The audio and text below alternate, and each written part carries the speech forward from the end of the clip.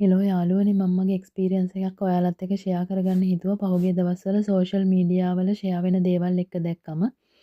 ඉතින් මගේ මේ එක්ස්පීරියන්ස් එකක් තමයි මම නිතරම මේ අපේ කැනියන් එකේ පබ්ලික් වොෂරූම් එකට යනවා පැය ගණන් මම සමහර වෙලාවට ආච්චිත් එක්ක රැඳිලා ඉන්නවා එතන. ඒ යන හැම මොහොතකම හරිම ක්ලීන් එක. ක්ලීන් කරන කෙනෙක් හිටියත් නැතත් හරිම ක්ලීන්.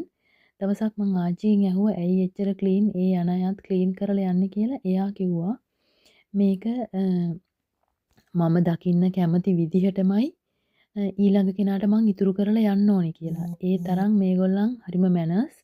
ඉතින් මේ මානුෂික ගුණාංගය මං කැමති ලංකාවත් එක්ක කම්පෙයා වෙනවනම් ලංකාවේ අපි ගොඩක් වෙලාවට සල්ලි දීලා යන්නේ. මෙතන අපි ෆ්‍රී යන්නේ. ඉතින් සල්ලි දීලා යන කෙනාගේ ජොබ් එක මේක ඔයා ක්ලීන් කරන්න ඕන කියලා එහෙම ඉතුරු කරලා යන තැන කවදාවත් පුරුදු වෙන්න එපා. ඒක හරිම අශෝභන වැඩක්. ඉතින් අපි දකින්න කැමති විදිහටම ඊළඟ කෙනාට ඒක දකින්න තියෙන තරම්ම මානුෂිකත්වය පොහොසත් කරගන්නවා නම් කියන තැනට මම කතා කරන්න කැමතියි මේක. ගෙදරදිම පොඩි දරුවන් ඉඳලම උගන්වන්න ඕනේ වැඩක්.